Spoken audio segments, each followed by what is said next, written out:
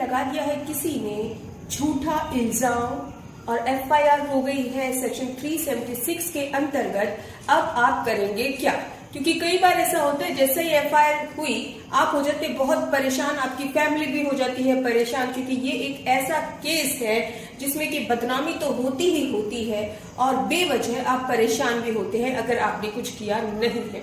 अब आप जान लीजिए, अगर आपके ऊपर 376 की एफआईआर हो गई है, केस लग गया है, तो आप किस तरह से बेल ले सकते हैं और बिना जेल जाए आप बेल कैसे ले सकते हैं, कौन से है वो पूरी तरह से क्या प्रोसीजर है, कौन से वो पॉइंट है, किसके तहत आप बेल ले सकते हैं और कौन सी जरूरी बातें आपको ध्यान में रखनी है, पूरी जानकारी देंगे। उससे पहले चैनल को सब्सक्राइब कीजिएगा और वीडियो को पूरा देखिएगा।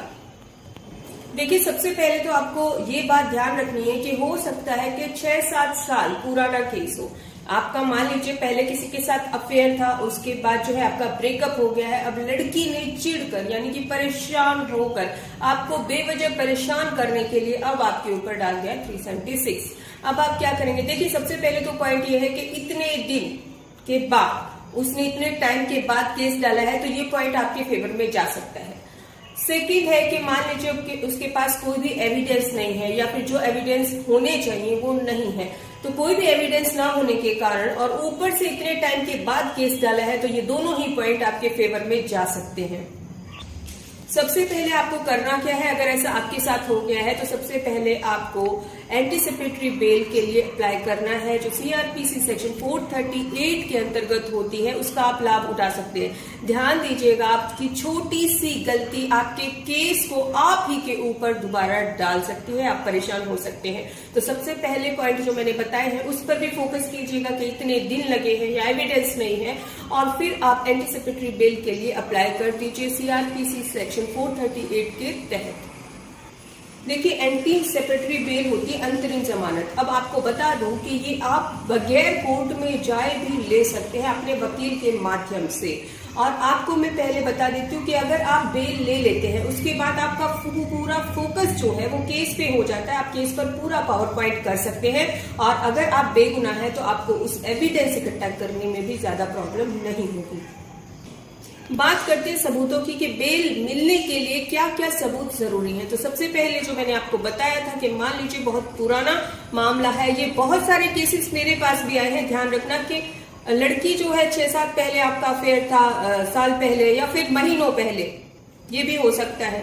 6-7-5-4 साल पहले आपका अफेयर था, बाद में ब्रेकअप हुआ, आपने कुछ कहा, उसने कुछ कहा, जो भी हुआ। कई बार लड़कियां बदला लेने के लिए भी 376 का केस डाल देती हैं, इसका भी मिसयूज होता है, आपको बता देती हूँ मैं।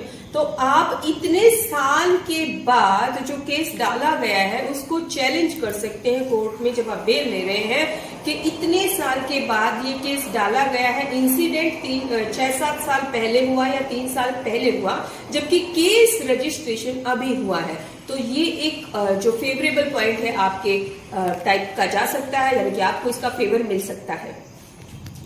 अभी जो इसमें है टाइम और डेट का बहुत महत्व होता है। एक चीज का ध्यान रखना, अगर टाइम जो है वो दे रखा है एफआईआर में और डेट वो दे रखी है जिस टाइम पे आप उस समय उस स्थिति में या फिर उस जगह पर मौजूद ही नहीं थे और उसका आपके पास पूरा एविडेंस है कि मैं इस जगह पर था ही नहीं, और जहां पर आप थे उसका सीसीटीवी फुटेज या फिर दूसरे एविडेंस या फिर विटनेस आपके पास है कि मैं इस जगह पे नहीं था, मैं इनके साथ था, ये सीसीटीवी फुटेज है और इन्होंने जो है डेट और टाइम लिखवाया है, उस समय मैं यहाँ पर था ही नहीं, तो एक ये बहुत बड़ा पॉइंट आपके फेवर में जा सकता है और आपको बेल मिल सकती है।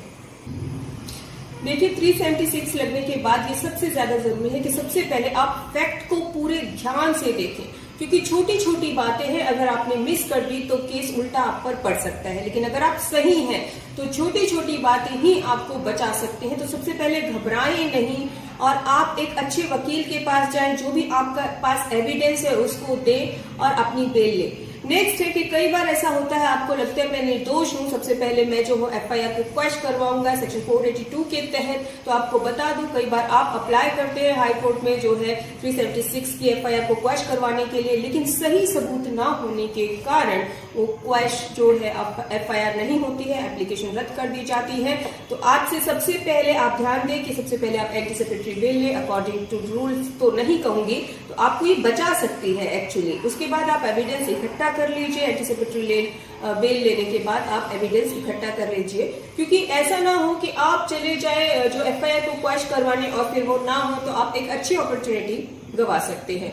तो क्लियर है ये सब बातें। बाकी अगर आपके पास एविडेंस है तो आप घबराएं नहीं बिल्कुल भी, क्योंकि ये 376 के मामले ऐसे होते हैं, कई बार पैसे के लिए भी कर दिए जाते हैं या आपसी रंजिश में भी कर दिए जाते हैं, या जो गर्लफ्रेंड है उसको बर्बाद करने के लिए या उसकी बदनामी करने के लिए भी कर देती है। तो ऐसा नहीं कहूंगी कि सारे मामले गलत होते हैं, लेकिन जहां पर झूठे मामले हैं उसके लिए आप फायदा उठाएं और जो है बेल ले सकते हैं। अपनी कोशिश जारी रखिए, कानून आपके साथ है। फिर भी अगर आपकी कोई क्वायरी है 376 को लेकर तो आप हमसे अपॉइंटमेंट लेकर कॉल कर सकते हैं। इसी तरह से हमारा साथ दीजिएगा और चैनल को सब्सक्राइब करना ना भूलिएगा। धन्यवाद।